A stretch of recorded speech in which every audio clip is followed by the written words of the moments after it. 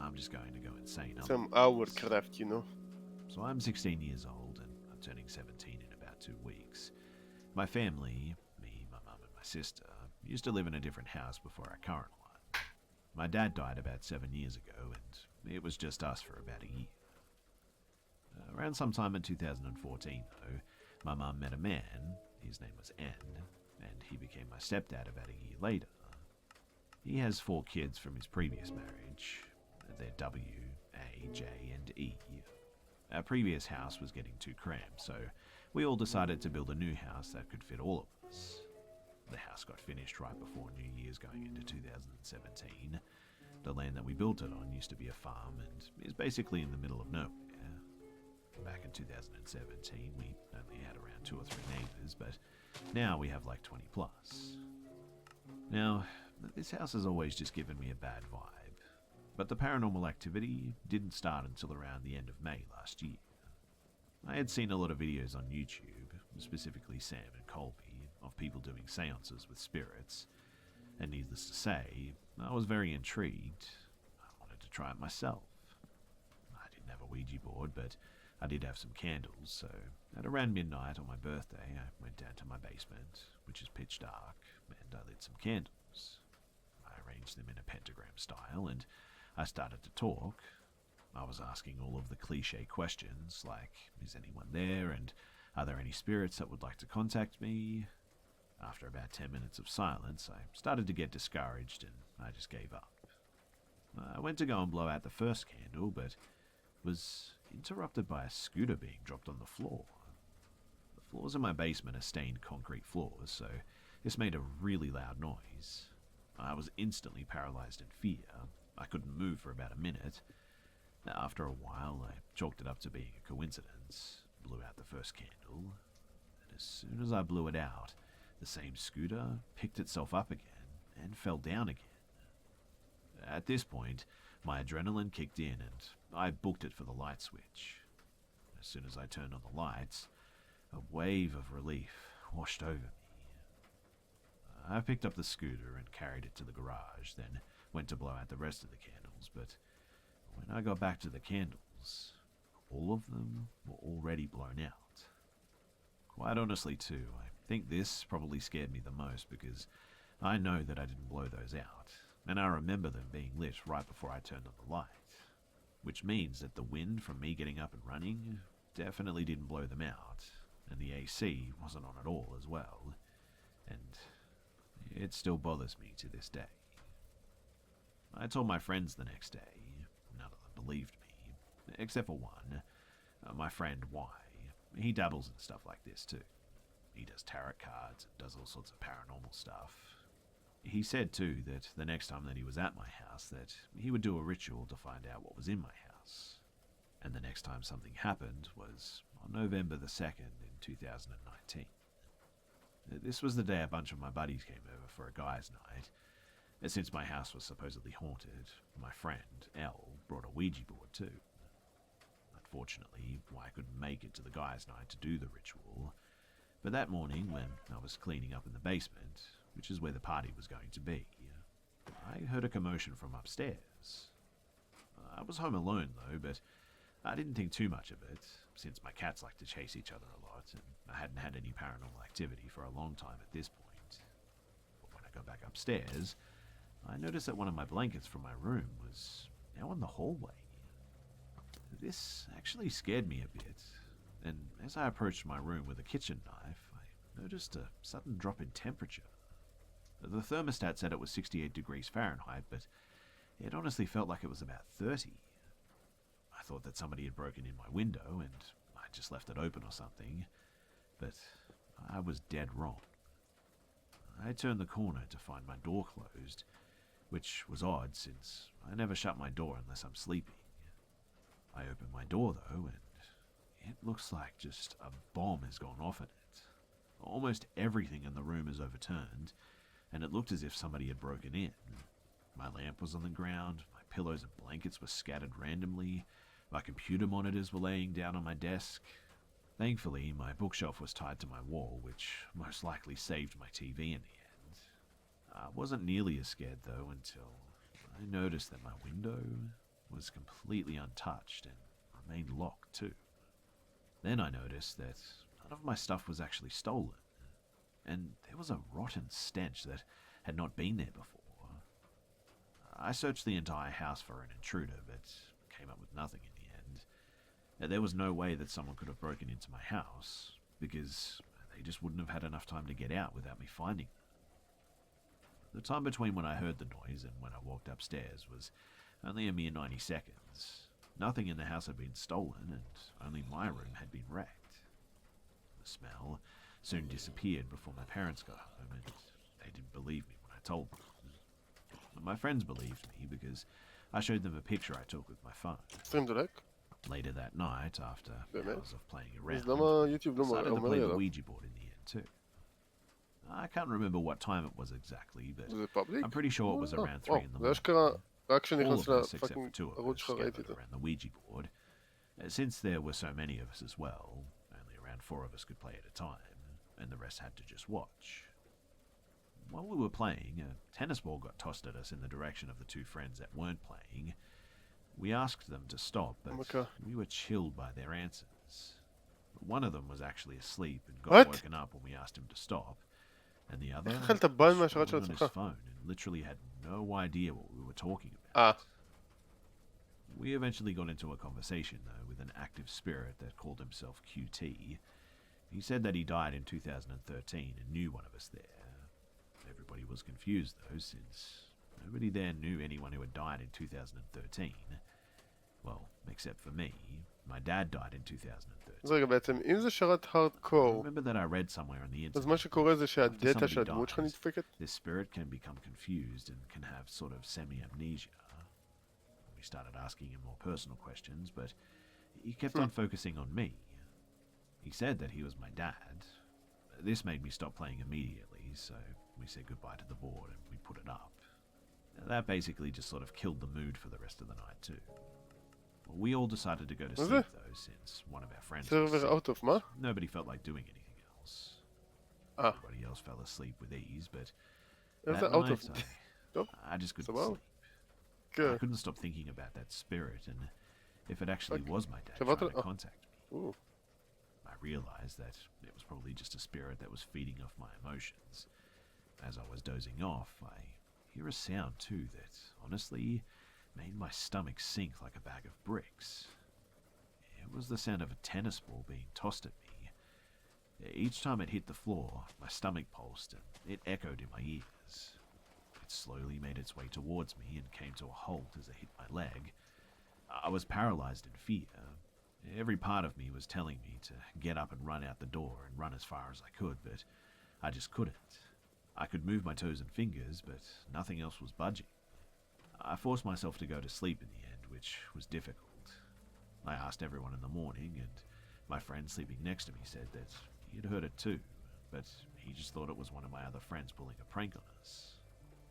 All of my other friends denied ever being awake and said that they didn't hear it. I can still hear the booms of that tennis ball hitting the ground to this day, though, and ever since that day, little things have been happening that I just can't explain. So around 5 months later, we had another guys' night. Luckily, I was there to do the ritual this time.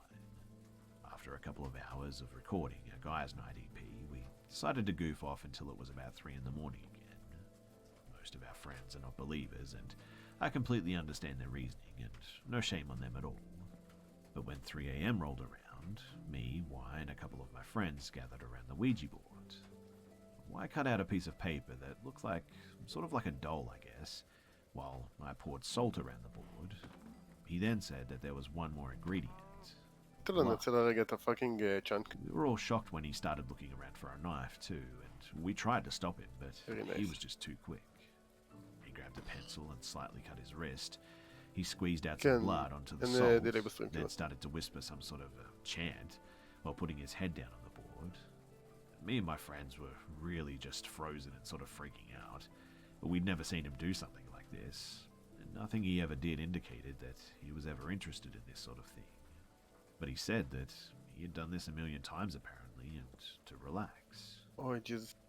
He ended up בחושך זה trusting כל his כך word and מפוצל. went along with this ritual. We burned the paper doll, and I had to say something that we'd keep secret our whole lives. Then we apparently contacted a spirit on the board. The spirit said that our ex-best friend, X, would be in danger, and we would end up saving him. We all decided to take this to heart and let him back into our lives. This prediction has not come true yet, but it may have been a metaphor or something. Who knows? I can't really remember the rest of the night, and all of the photos have been deleted off of my phone. It was only a half a year ago, but that's one of the only things that I remember from that night. Ever since that night, though, I've been having these really vivid dreams. I'm not talking about deja vu dreams, I'm talking about, like, real dreams. For example, What I had the a dream fuck? about an entire day, like a 24-hour dream. I woke up, followed my morning routine, went to school, had practice, and went home. And when I woke up from my dream, I was a bit weirded out, because the whole thing felt like it was real. But the worst part is that everything played out exactly how it did in my dream, including every single conversation, pretty much word for word. I aced the assignment in math, I skipped notes in science and history, and I led the conversation in English, The nanny? and that whole day went exactly how it did in the dream. Mm. Pretty much every single detail. It was weird because it was sort of like I was predicting the future or something. Every once in a while, something will happen that will shake me, like radios going off in the night or unexplained footsteps. Lately, there's been a concerning amount of activity as well. The other day, the power went out at our house, and I decided to play piano in our basement. I propped a flashlight up on the music stand towards the ceiling so Piano. it could illuminate the entire room. Interesting stuff. All was going well until the flashlight was completely tossed off of the stand. It must have been around 5 foot off into the air from the music stand before it started to fall as well. As soon as it hit the Aw, ground, you're so the sweet. power turned back on. I realized what had just happened, And and kiss man, it. did I freak. I ran upstairs and told my sibling and parents, but nobody seemed to really Okay. believe me again. Gamer But win. whatever this thing is, it's starting to become more and more aggressive too. The past few nights Special too, meal. I've been having the same real dream. In the dream, I'm playing piano in the basement. Jesus Christ. I'm playing Well, one of my you're not original wrong. songs until I hear a noise coming from the bathroom. It's I mean, crying. is you know, I can't tell who it is because the cry is never the same. The cry will be feminine in What, one moment, she's so hot? then in another it's a grown man, then it's a child. I don't want it to hear me, so I slowly tiptoe to the bathroom, and on my way there I stub my toe on the cabinet. As soon as I do, the crying abruptly stops. I make my way over to the bathroom and open the door, and when I do, a shadow figure emerges from the bathroom and wraps its shadowy arm around my throat, and I'm dragged into the bathroom with it. And as soon as I'm dragged into the bathroom, I'm always jolted awake. To be honest, too, I didn't think too much of it until I found myself playing piano last night. So I was working on one of my original songs when that dream came to mind.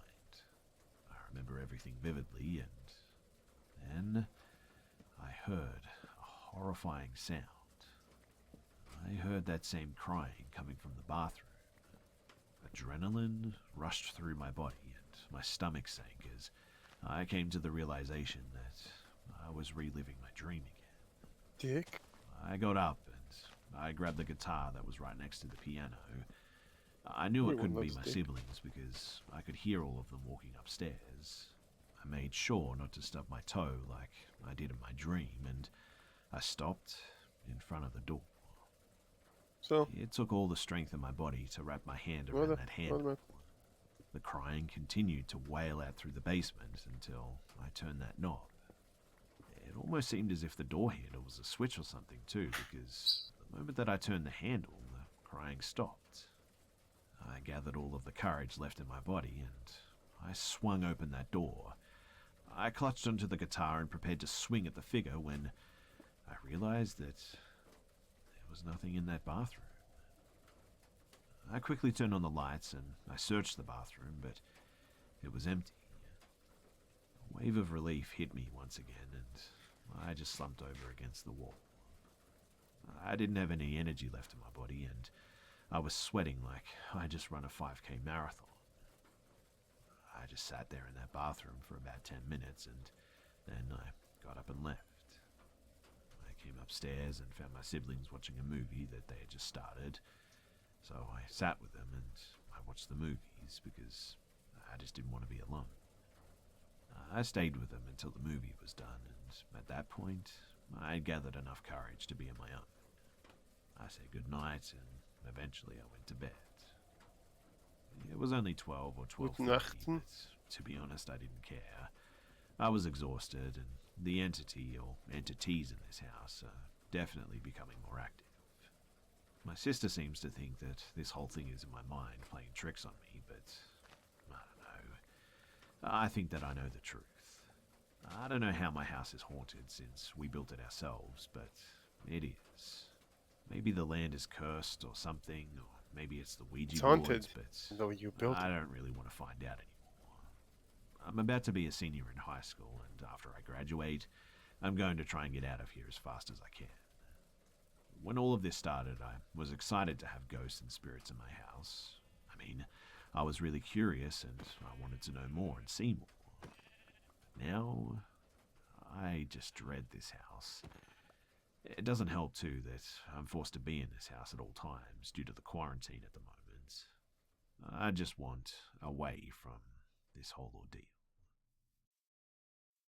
Away.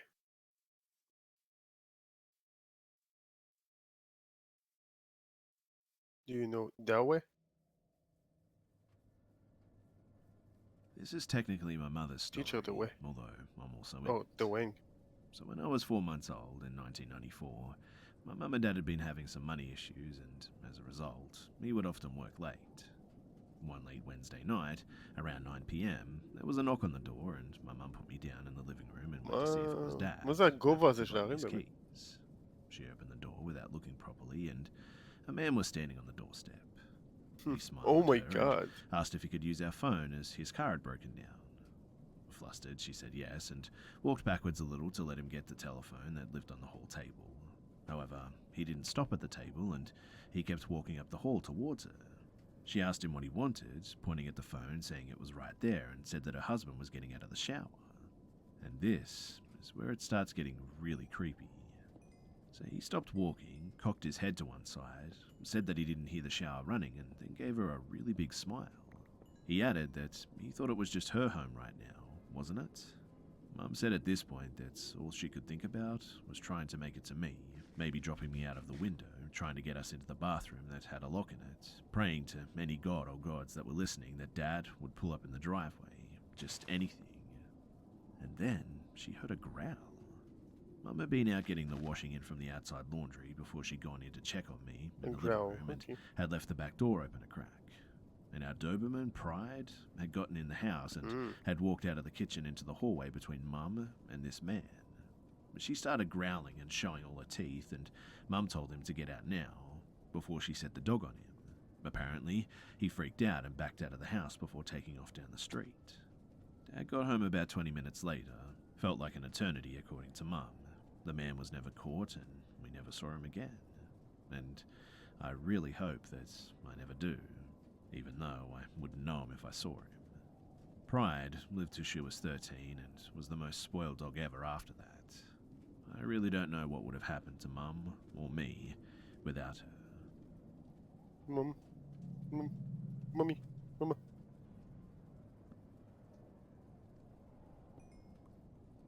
My parents and I used to go to an old fancy restaurant by the docks, and while it's still there to this day, we haven't had the chance to go back. I've been going to the same restaurant for as long as I can remember, really, and I love the food. However, I don't remember this encounter, but maybe that's a good thing too. So in 2003, my parents decided to take me to the restaurant for the first time and have a nice evening meal. My dad and Mum ordered their usual, and she ordered me something off the kids' menu. Mum. I ended up eating my mother's food because of how much I liked it, but my mother's a sweet woman, so she didn't mind. Just as we were finishing our meal, though, an older woman waltzed up to the table and said, "You know, when I saw you two walk in with your baby, I thought, oh no, it's going to ruin my dinner." but your baby is so well behaved and pretty too. I would love to have your baby." My mum laughed it off as a joke and thanked the woman for her kind compliments. The woman walked back to her table and sat down next to an older man, probably a husband or something. But my mum said that whenever she looked at the couple, they had their eyes just locked Oink, onto oink. me. She did her best to just I'm ignore a it, little but as piggy, we were about to here leave, is my the snout. woman walked back to the table Oh, and said, God. "I would really No, like to no, have that's your not true. baby." My mum got really creeped out and tried her best to keep her composure. Oink, oink. And she said, oink. "She's Oh, not God. for sale, sorry." And the woman just said, "But she's so pretty, I would like to have her." Little My Juan. mum told the crazy lady that she couldn't take me away from her parents. Yitus. The woman scoffed Yitus. and walked towards the exit You get with her delitus. husband, or whoever he was, standing next to the door, eyeing us down. My dad didn't do anything for some reason, probably because he knows that he's big enough to do some damage if the woman tried anything. I'm glad that I don't remember this, but it's a creepy story nonetheless.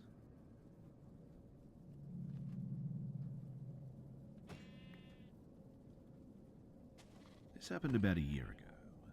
So I was on Grindr looking for either fun dates or new friendships. For those of you who are unfamiliar with Grindr, it's a social media app that is designed primarily for gay men, and many people use it to hook up with other men. So one day I was scrolling and I received a new message from a guy who we'll call Brian.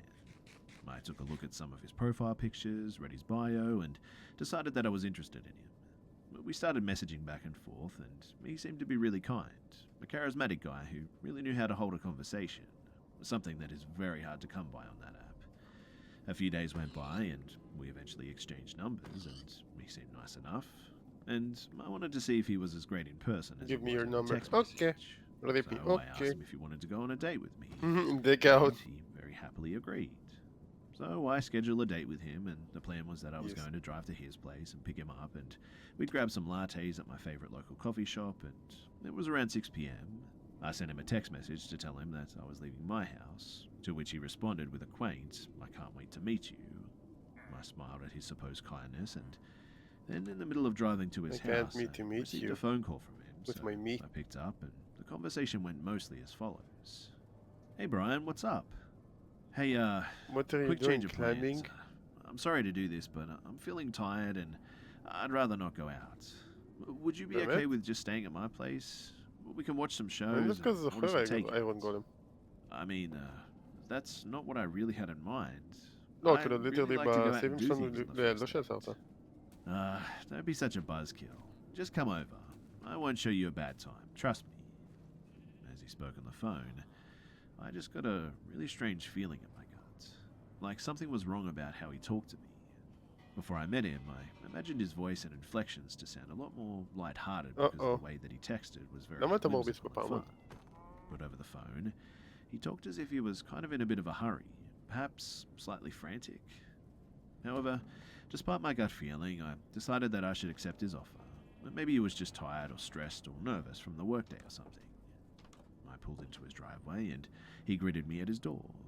He looked like his picture and he was very handsome. He was wearing fashionable glasses and his dark straight hair contrasted with his light skin. When we go inside, I was greeted by one of his roommates who was playing Dark Souls in the living room. I wanted to be polite, so רגע, I מה? approached the זה roommate בגרסה and האחרונה? introduced myself. מתי הם הוסיפו את I זה? didn't want to come off as rude to Brian in case this date ended up going really well. But while I'm talking with his roommate, אתה... Brian calls my name and beckons me to walk inside his bedroom. I אם היה לך politely סילק טאץ' excused זה היה myself יותר טוב, and לא? followed Brian into his room. Now, when I walked inside, I saw something straight out of a fucking no-sleep story. Only this was real and right in front of me. There were candles just lit everywhere, and when I got a closer look, I noticed that there were several altars scattered across the room. Effigies of ancient-looking figures, animal bones, jars with unidentifiable liquids inside, some sort of dagger next to a cat skull, I think. The whole shebang. I don't remember all the altars, but I do remember a couple, and one of them was on the floor, and there was a glass container that held some kind of yellow liquid with animal skulls surrounding the container. Another altar was on a shelf next to his bed, and this one had a few candles surrounding some kind of doll with its eyes sewn shut and its hands missing. Now, that one was creepy and super bizarre, I admit. A part of me was telling me to nope the hell out of there immediately, but I thought that maybe I was just overreacting to somebody else's religious choices. I didn't know much about cult Fidus, religion, so Fidus. I didn't want to assume that this guy had any kind of malintent. Plus, I could be a little reactive at times, so I decided to stay and go along with the ride. When we walked into his room, I wanted to calm my nerves, and because I have a really curious mind, I decided to ask Brian about what these altars were for.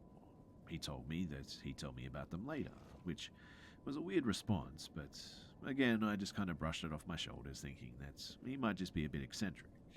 I can be a little weird too, after all, so I just tried to be empathetic and understanding. Then I point to one of the altars and asked about it. He frowns at me then and scowls. "Don't touch that." His voice startled me too. His intense inflections, paired with his angry expression, sent a lump straight to my throat, and quite honestly, I felt threatened. I was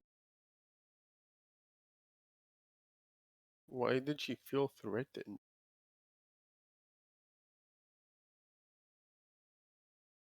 Uh-oh.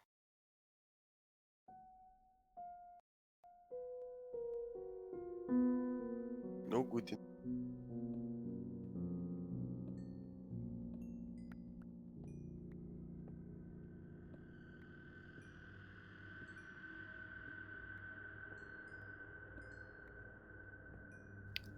Yep. Damn it, fucking. We all love a Okay. good mystery, but not all cases are created equal. Some of them capture our attention for just how bizarre, unpredictable, and downright cryptic they are. Well, those are the mysteries we'll be looking into today. All of the following cases are wild rides, full of twists and turns. Mystery. A couple of them even verge on being surreal, and they all remain unsolved to this day. Twist the mystery. Maybe you can come up with some theories. Now, without further ado, let's begin our descent down into the rabbit hole of mystery number 1. Well, if you want, I This can first case let has them come to go be into known my rabbit as hole. the Japanese Hinterkaifeck. All of you real-life horror lovers out there will know what that means. Japanese? Uh-oh. It was December 30th in the year 2000. Just another ordinary day for the ordinary Fuck you, Miyazawa Will. family who lived Fuck in the you, Setagaya district of Dolphin. Tokyo.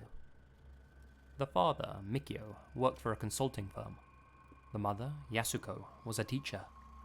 Their children, Nina and Rei, were ages Yahuko. 8 and 6 respectively. Little did anyone realize that before the day was up, their lives would be brutally Dick. taken away from them. Extra dick. The neighborhood the family lived in was a little spooky in its own right. Their street was pretty much abandoned. It was originally a neighborhood popular with young families, but since the skate park in the area started expanding, many of them decided to leave. The youths in the area were far too noisy and caused too much trouble. By the end of 2000, only 4 of the households were occupied. The Miyazawas too were planning to move away a few months later. We'll get into the details of the family's deaths shortly, but first, let's go over the last hours of the Miyazawa family's lives. At 6 p.m, they were seen shopping together only an hour away from their home. By 7 p.m, they had returned, and Yasuko called her mother, who lived next door to them. Young Nina had also visited her grandmother that evening, and had been watching a show on her computer until 9:38. At around 10:45 p.m, when the whole family was at home, Mikio's computer received an email that required a password to open. That's the latest time we know the family was still alive. At some point after opening that email, their lives would be cut short. To this day, the identity of the perp remains unknown, though from what you're about to hear, I think you'll agree he's a truly psychopathic individual. This was the Miyazawa family's house. At the back, you can see the window to the second floor bathroom. That's how their killer entered the house, likely just before midnight. He climbed the chain-link fence outside and cut through the window screen using a sashimi knife, the same tool he planned to kill them with in the next few minutes. After entering the house, he turned right Sashimi. and quietly made his way into Rei's bedroom. He strangled the young boy in his bunk bed until all of the life in him was snuffed out. That's when Mikio, the boy's father, heard a noise coming from upstairs. He was on the ground floor, finishing some paperwork. He walked upstairs to investigate the sound, only to come face to face with the intruder at the top of the stairs. They ended up grappling, and Oh, Mikio was goodness. stabbed with the No sashimi good. knife before he fell backwards. His body was later found at the bottom of the stairs. After Llama! finishing off the family patriarch, the intruder turned his attention to the females in the house. He climbed a small ladder that led to the third-floor bedroom. That's where Yasuko and Nina were sleeping. After hearing all of the commotion, they were both Hi, lightly Yasuko. awake and terrified.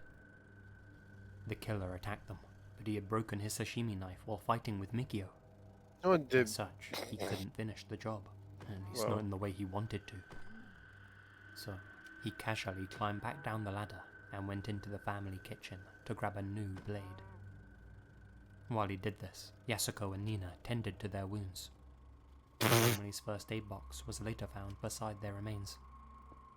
It's also Oh my speculated that God. they pulled up the ladder to the third floor and did Oh. their best to hide in the bedroom. They may have even tried calling for help, but the intruder had unplugged the phone. Here's Johnny. You can only imagine what was going through their minds. Eventually, Uh-oh. the killer finally got back up to the third floor Honda to Civic? finish off the last two family members. Honda Civic Yamato. The way he ended their Let's go. lives was much more brutal than how he had dispatched of the two males. Both Yasuko and Nina were repeatedly slashed and stabbed, even after they were both dead.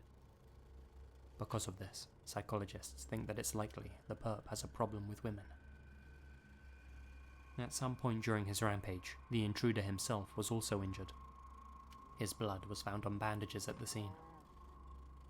Now, as if this wasn't a dark enough case already, it's what the killer did next that gives us an insight into his twisted mind.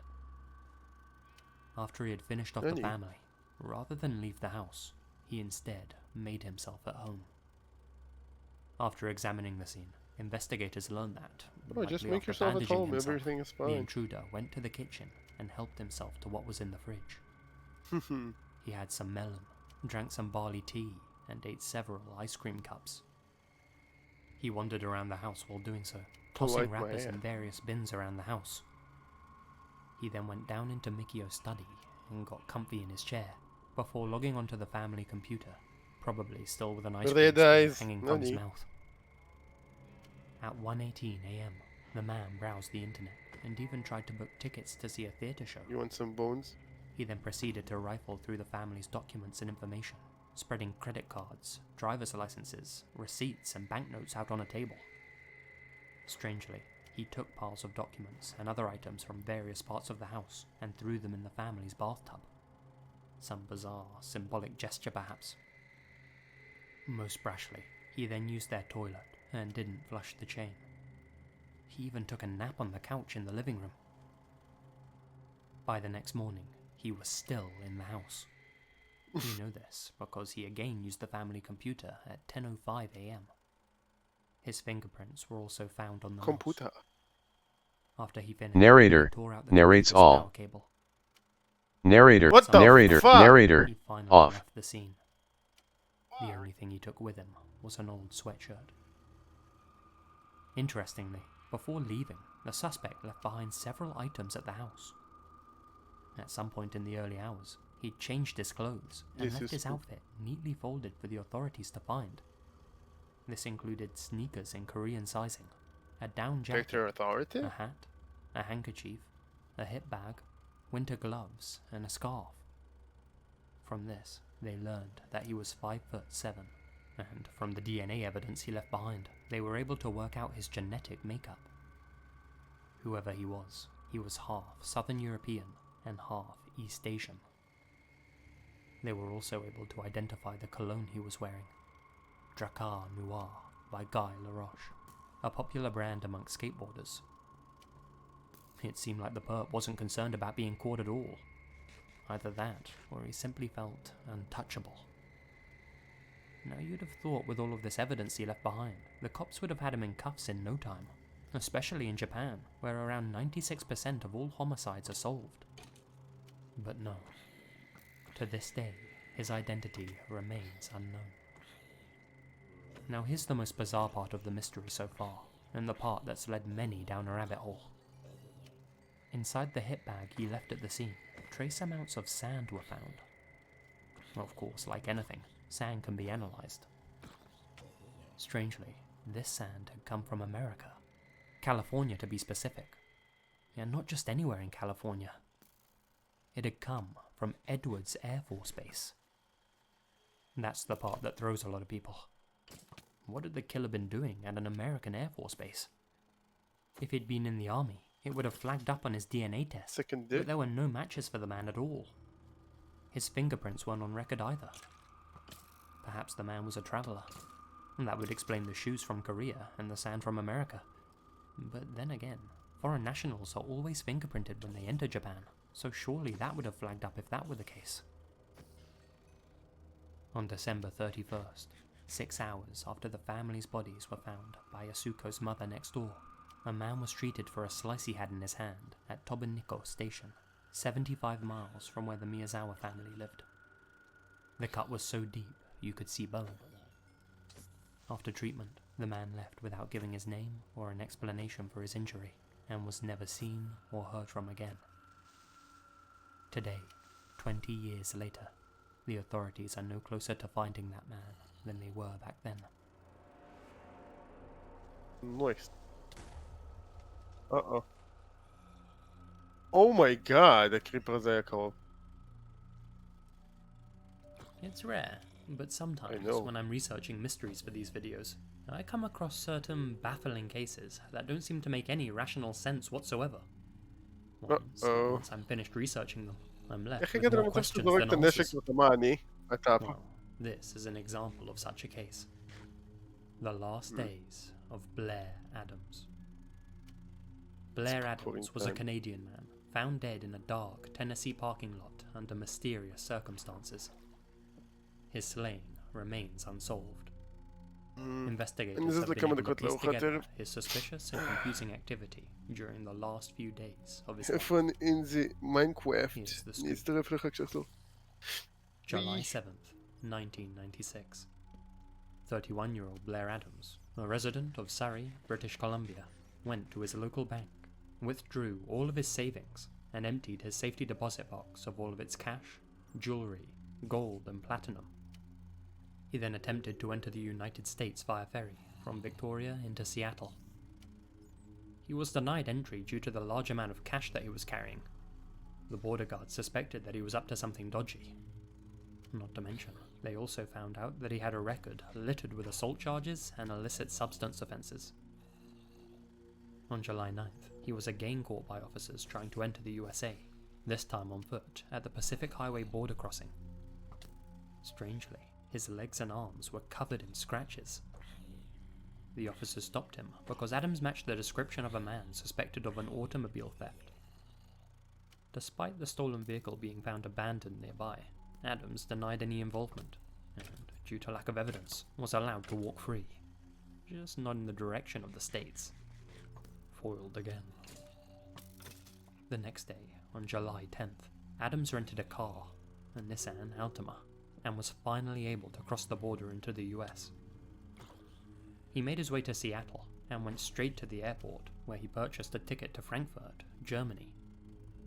In his past, Adams had had a relationship with a woman from Frankfurt, although he hadn't contacted her prior to booking this ticket.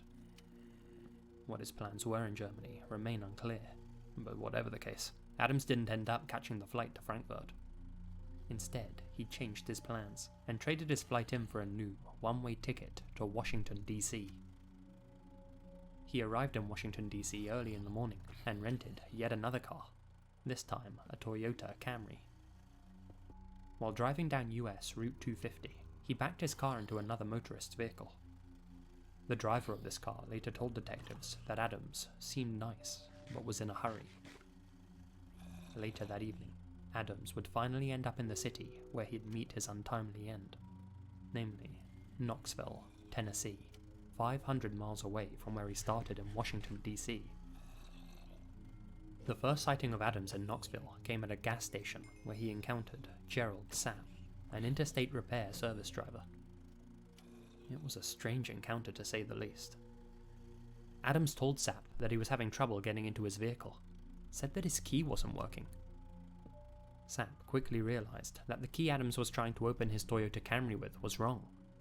It was actually the key for the other car he'd rented in Seattle, the Nissan Altima. Sapp tried to explain to him that he was trying to open his car with the wrong key. I asked him to look into his pockets, said Sapp. If you drove this thing up here, you got to have another key in your pockets. He wouldn't look at me, so I thought he was nuts. He was bound and determined that he had the key he needed for the car. In the end, Sapp agreed to tow Adams' car to the repair shop and dropped him off at a hotel called the Fairfield Inn. When Adams entered the hotel, he was captured on CCTV footage, just lingering in the lobby for 40 minutes. After all of this loitering, he finally approached the front desk and purchased a room for the night with a $100 bill. The clerk gathered Adams' change, but by the time he looked back up to give it to him, Adams was already across the lobby and walking back outside. It was later determined he never entered his hotel room. What happened next remains a mystery and has perplexed investigators for 24 years. But whatever business Adams had in Tennessee, it didn't end well for him. The next morning, at 7:30 a.m., Blair Adams' body was discovered in the parking lot of an under-construction hotel just outside of Knoxville. Strangely, his pants, socks, and shoes had all been removed and scattered around his body. His shirt was open. It's unknown whether he undressed before or after his life was ended. Also strewn around him were German, Canadian, and US currency, totaling about $4,000. Investigators also found a duffel bag nearby, which contained maps and travel receipts, as well as another smaller bag, which had gold bars, platinum coins, jewelry, keys, and sunglasses inside. Whoever had put an end to Adams, they weren't in it for the money, and that's for sure. That begs the question, what were they in it for? Blair Adams' body was covered in cuts and deep slice marks, many of which were determined to be defensive wounds, as if he had been trying to fend off an attacker. He had also been hit extremely hard in the abdomen, so hard that his stomach had ruptured. There was also a wound on his forehead, made by either a crowbar or a club. It's also suspected that his attacker may have had his way with Adams after taking his life, though there's no conclusive DNA evidence of that. In fact, there was only one piece of DNA evidence at the scene at all. A single strand of long hair found gripped in Adams' hand. It didn't match with anyone on record. Adams' mother says that her son was acting very strangely before he crossed the border into the US. He'd been saying things like, "Someone's been spreading rumors about me," but refused to give her any more details. He also confided in his friends that someone was trying to kill him. It's important to note that Adams had been clean and sober for more than 2 years at the time of his demise. So, that's the story. But what's the story behind the story? Who was out to get Adams, and why was he so determined to get to Knoxville? Why did he bring all of his cash and assets with him, and why was his slayer not interested in taking any of it? Why was he acting so strangely in the run-up to that fateful final encounter? To this day, authorities say they have yet to receive a credible tip in the case, and confess they have no idea what happened to the man.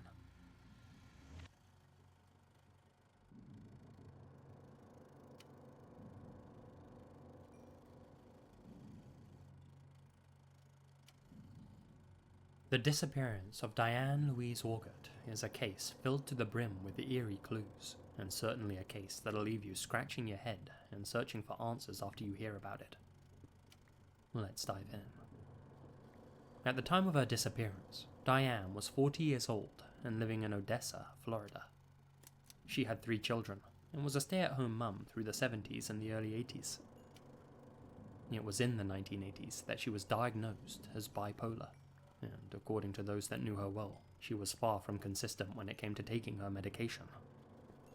As a result, she lost custody of her children in 1988 and ended up divorcing from her husband in 1991. These blows to her personal life sent Diane to some pretty dark places, and she ended up becoming a heavy drinker, as well as a frequent user of other, stronger substances, put it like that. She was both arrested and sectioned several times during this period. By 1998, she was living with her sister. Her life was starting to get back on track a little, and things were looking up. Unfortunately, that was all about to change. On April 10th of that year, Diane was seen leaving her residence in Chesapeake Drive at around 11 a.m. She was wearing a white tank top, blue shorts, and white tennis shoes. She didn't have her medication with her when she left. The next day, she was again seen by a bartender at the Hayloft Tavern, who cut her off because she was walking in circles. Finally, she was spotted walking north on US 19 near New York Avenue in Hudson, Florida. Where she was going or what she was doing remains unknown, but that was the last time anyone ever saw Diane. At some point after that, she went missing. Notice how I said that was the last time anyone saw her? Well, on April 13th, 2 days after she vanished, Diane's mother returned home to find 3 missed calls on her phone. Whoever had called had left a message. She pressed play. In the message, she heard Diane's voice saying, "Help, help, let me out," as well as scuffling, as if someone was trying to grab the phone away from her. Diane could be heard saying, "Hey, gimme that," before the call was terminated. Diane's mother checked the caller ID. It simply read, "Starlight." She tried to return the call, but nobody answered. This call and the caller ID were creepy, sure, but perhaps Diane was just having an episode. Well, 2 more days later, on April 15th, a gruesome discovery was made. On the roadside of US 19 near New York Avenue, in the same area Diane had been spotted walking earlier that week, something was found lying on the dusty ground. It was the severed tip of a human finger. The nail was painted red. This piece of human matter was analysed, and experts concluded that it was the tip of the middle right finger. And what's more, the fingerprint revealed that it was Diane's. Seems like the call had been legit after all. A second finger was also reported, though only the first one was ever found. This development, of course, sent her mother into full-blown panic mode. She knew that Diane had a habit of trusting strangers. As bad a sign as all of this was, Diane's family still held out hope that as time went by, she'd be found safe and well. But the passing of time only led to more strange twists in the case. 2 weeks after her finger was found, a bag of Diane's clothes was discovered inside a convenience store's outdoor freezer in Odessa. The clothes inside were all neatly folded. Who had left them there, and why? 2 years passed without incident. Then, in 2000, just 1 day after a Florida newspaper ran a story about Diane's vanishing, another bag was discovered inside a Circle K store in Pasco. Unbelievably, it just so happened to be discovered by Diane's brother's girlfriend. The clear bag had one word written across it in black marker: Diane. It contained black eyeliner, Taboo perfume, bright pink lipstick, and a generic tube of toothpaste. Although it's never been categorically proven that these specific items belonged to Diane, her mother confirmed that they were all branded items she would have owned. "I'm hoping that she's still alive," said Diane's mother. "I'm hoping they haven't killed her yet." Diane's case has never been solved, and for obvious reasons, authorities believe foul play is extremely likely. If she's still alive today, Diane will be 61 years old. She has distinctive tattoos on her back and right shoulder, and a scar on her abdomen. She stands at 5'4" and has bright blue eyes. If you think you might have information pertaining to her whereabouts or well-being, please contact the authorities. Hopefully her disappearance won't be forgotten like so many other missing person cases. Then, perhaps one day, we'll have some answers.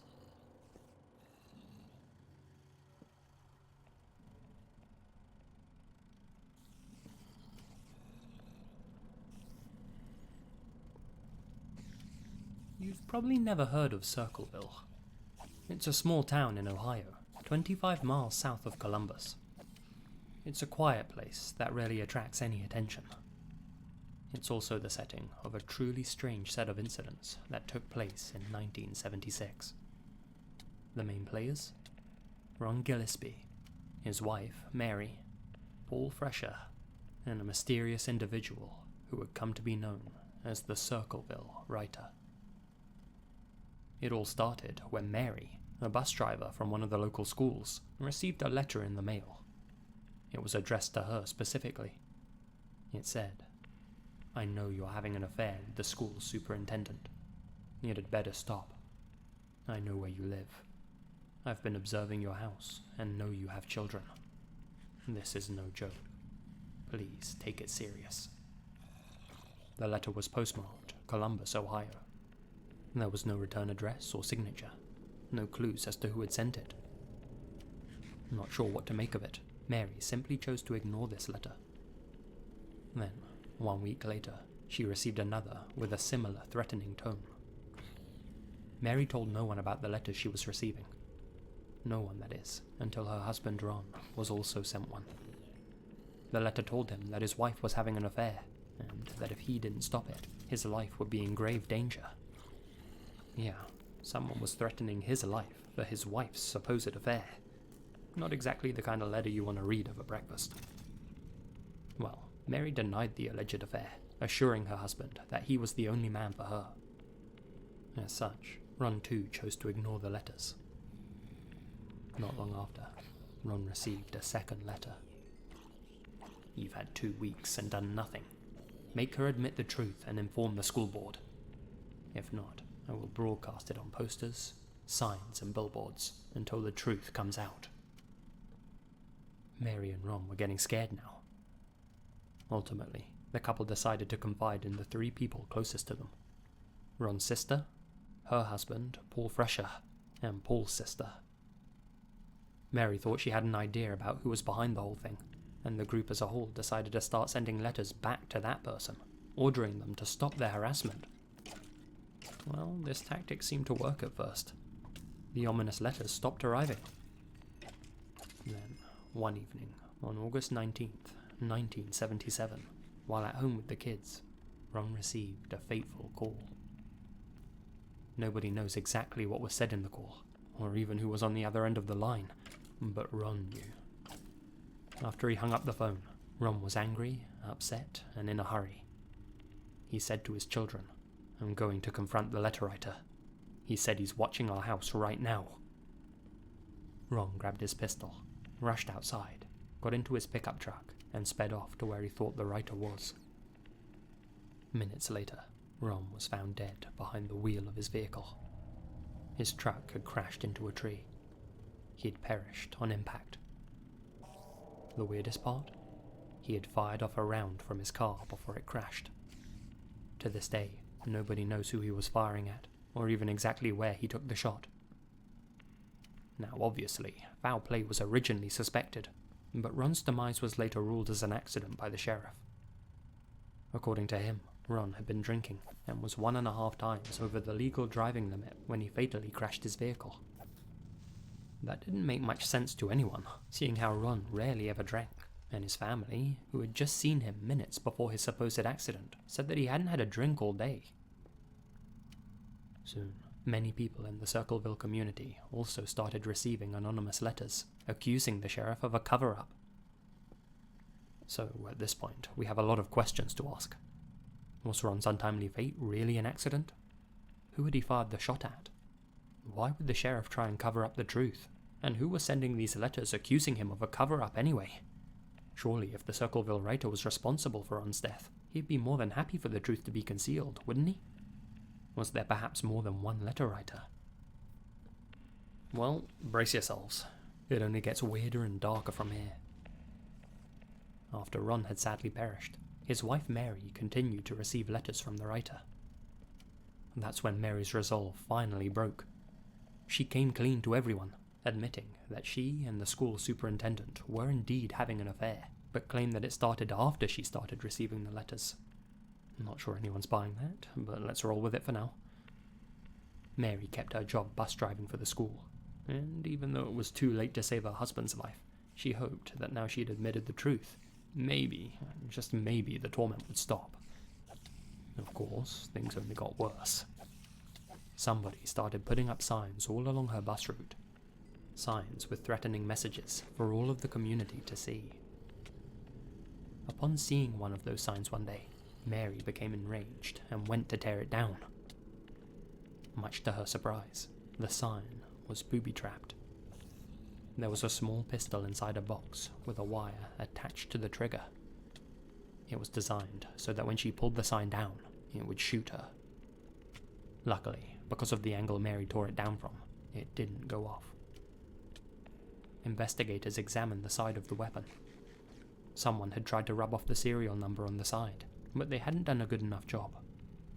They were able to trace it back to its owner, Mary's brother-in-law, Paul Fresher, who had just split up with his wife, Ron's sister. Confused? I know I am, but let's keep going. According to Paul, the pistol was indeed his, but he said he hadn't seen it in a long time, claiming it had been stolen from him. A likely story, thought the authorities. Despite having a solid alibi, Paul stood trial for attempting to slay his sister-in-law. He was found guilty and sentenced to 7 to 25 years behind bars. Everyone assumed the Circleville writer had finally been unmasked and that the letters would stop coming. Well, they didn't. In fact, they started coming more frequently and appearing in many mailboxes across central Ohio. It was impossible for Paul to be sending all of these letters from solitary confinement. All of the letters were postmarked Columbus, even though Paul was locked up in Lima. Even Paul himself was receiving letters. Paul remained a model prisoner for 7 years, hoping to get out early for good behavior. When his first hearing came around, he was denied parole. They said it was because of all of the letters he was sending, even though it was obvious he wasn't the one sending them. After being denied parole, Paul himself received one final letter while in jail. The writer, whoever he was, taunted him. "Now when are you gonna believe you aren't gonna get out of there? I told you 2 years ago. When we set 'em up, they stay set up. Don't you listen at all?" These unsettling lines make it sound as if the writer was someone with a lot of power and influence. The writer also used the word "we," suggesting the letters may have been coming from multiple people, or even a group or organization. It later came to light that a vital piece of evidence wasn't mentioned at Paul's trial. On the day Mary went to tear down the booby trap, only 20 minutes before she did so, another bus driver saw a man standing beside the rig sign.